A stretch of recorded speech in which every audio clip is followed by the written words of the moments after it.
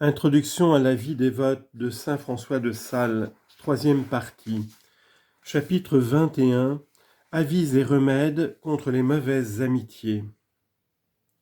Mais quel remède contre cette engeance et fourmilière de folles amours, folâtreries, impuretés?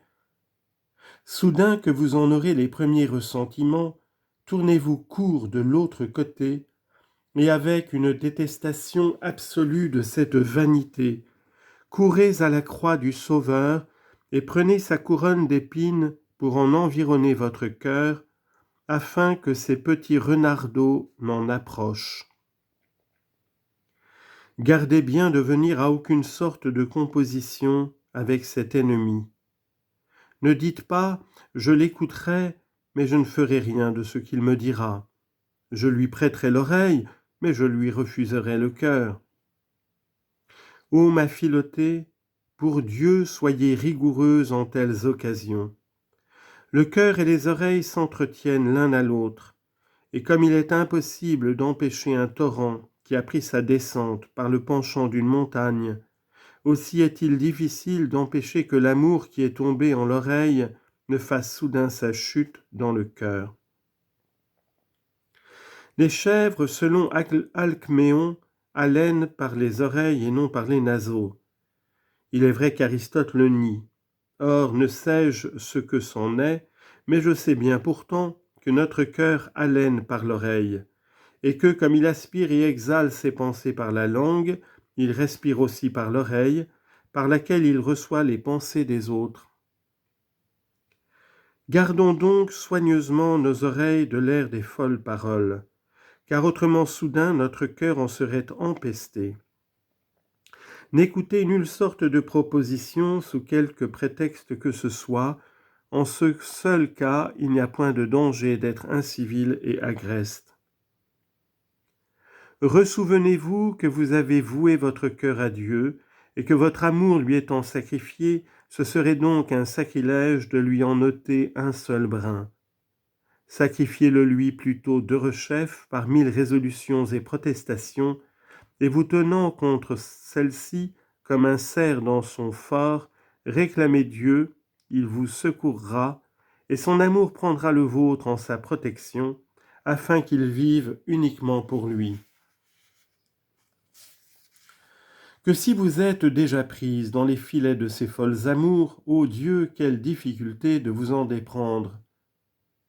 Mettez-vous devant sa divine majesté, connaissez en sa présence la grandeur de votre misère, votre faiblesse et vanité, puis, avec le plus grand effort de cœur qu'il vous sera possible, détestez ces amours commencés, abjurez la vaine profession que vous en avez faite, renoncez à toutes les promesses reçues, et d'une grande et très absolue volonté, arrêtez en votre cœur, et vous résolvez de ne jamais plus rentrer en ces jeux et entretiens d'amour.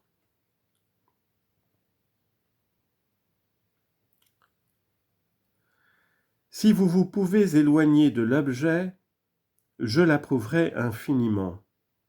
Car comme ceux qui ont été mordus des serpents ne peuvent pas aisément guérir en la présence de ceux qui ont été autrefois blessés de la même morsure, aussi la personne qui est piquée d'amour guérira difficilement de cette passion, tandis qu'elle se rapproche de l'autre qui aura été atteinte de la même piqûre.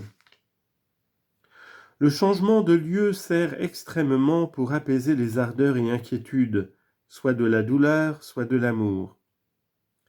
Le garçon duquel parle saint Ambroise au livre second de la pénitence, ayant fait un long voyage, revint entièrement délivré des folles amours qu'il avait exercées, et tellement changé que la sotte amoureuse le rencontrant et lui disant « Ne me connais-tu pas ? Je suis bien moi-même. » « Oui, répondit-il, mais moi je ne suis pas moi-même. » L'absence lui avait apporté cette heureuse mutation. Et saint Augustin témoigne que pour alléger la douleur qu'il eut en la mort de son ami, il sauta de Tagaste où celui-ci était mort, et il s'en alla à Carthage. Mais qui ne peut s'éloigner, que doit-il faire ? Il faut absolument retrancher toute conversation particulière, tout entretien secret, toute douceur des yeux, tout sourire, et généralement toutes sortes de communications et amorces qui peuvent nourrir ce feu puant et fumeux, ou pour le plus, s'il est force de parler aux complices, que ce soit pour déclarer par une hardie, courte et sévère protestation le divorce éternel que l'on a juré.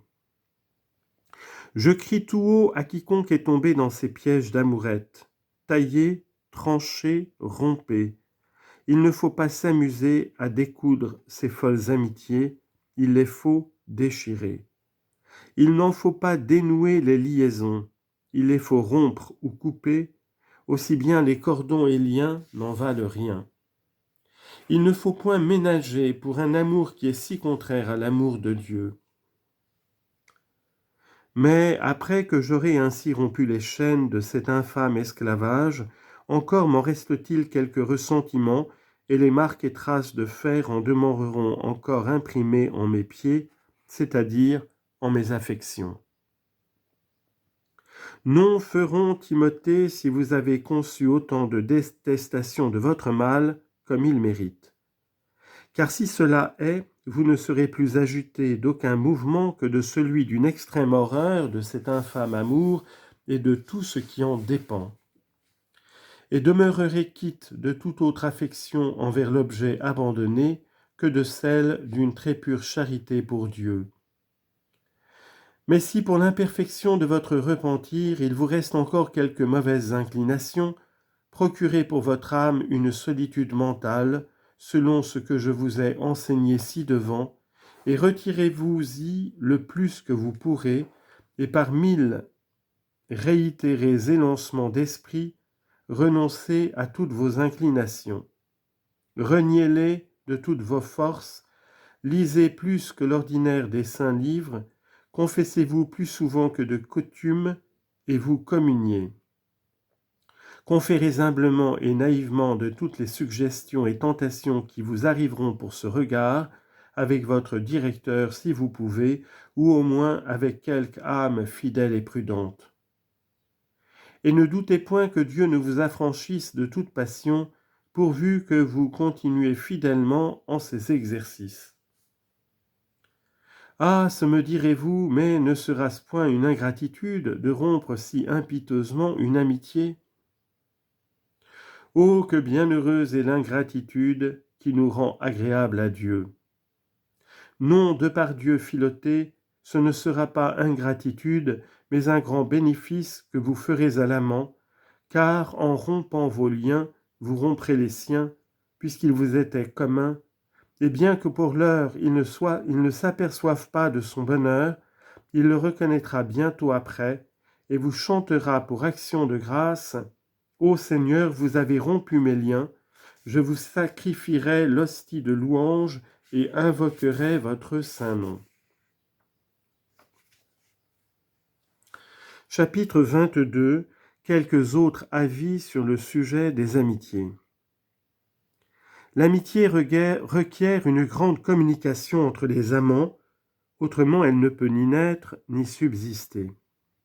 C'est pourquoi il arrive souvent qu'avec la communication de l'amitié, plusieurs autres communications passent et se glissent insensiblement de cœur en cœur, par une mutuelle infusion et réciproque écoulement d'affection, d'inclination et d'impression.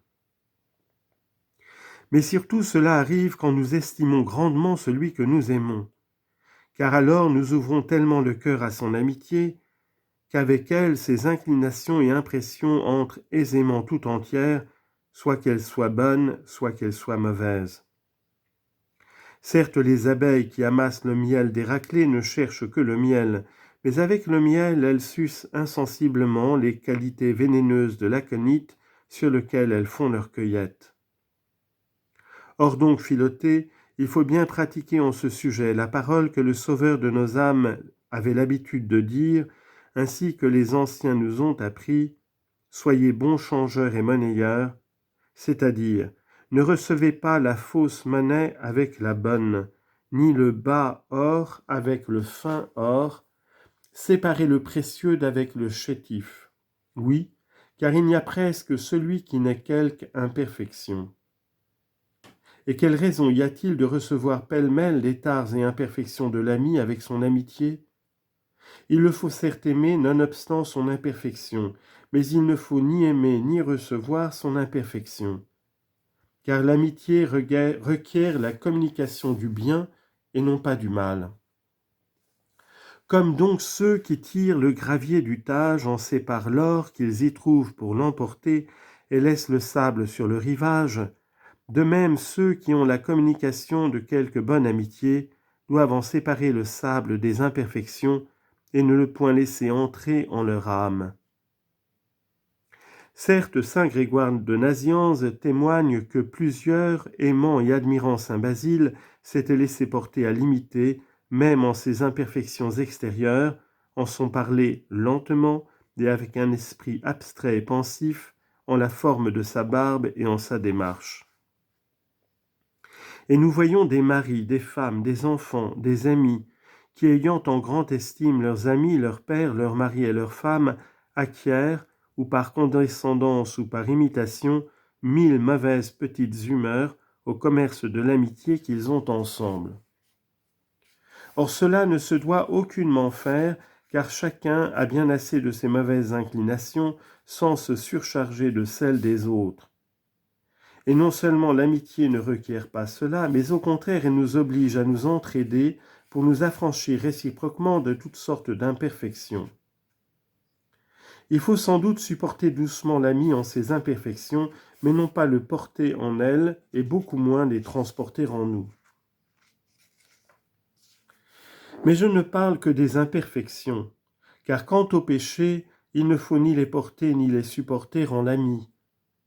C'est une amitié ou faible ou méchante de voir périr l'ami et ne le point secourir, de le voir mourir d'un aposthème et n'oser lui donner le coup du rasoir de la correction pour le sauver. La vraie et vivante amitié ne peut durer entre les péchés. On dit que la salamandre éteint le feu dans lequel elle se couche, et le péché ruine l'amitié en laquelle il se loge. Si c'est un péché passager, l'amitié lui donne soudain la fuite par la correction. Mais s'il séjourne et arrête, tout aussitôt l'amitié périt. Car elle ne peut subsister que sur la vraie vertu. Combien moins donc doit-on pécher pour l'amitié ? L'ami est ennemi quand il nous veut conduire au péché et mérite de perdre l'amitié quand il veut perdre et damner l'ami.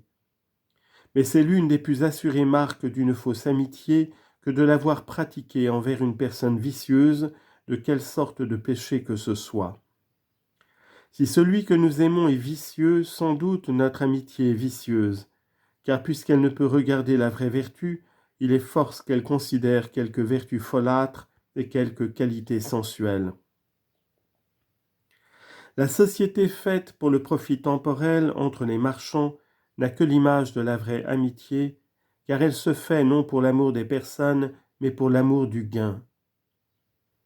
Enfin, ces deux divines paroles sont deux grandes colonnes pour bien assurer la vie chrétienne. L'une est du sage, qui craint Dieu aura pareillement une bonne amitié. L'autre est de saint Jacques, l'amitié de ce monde est ennemie de Dieu.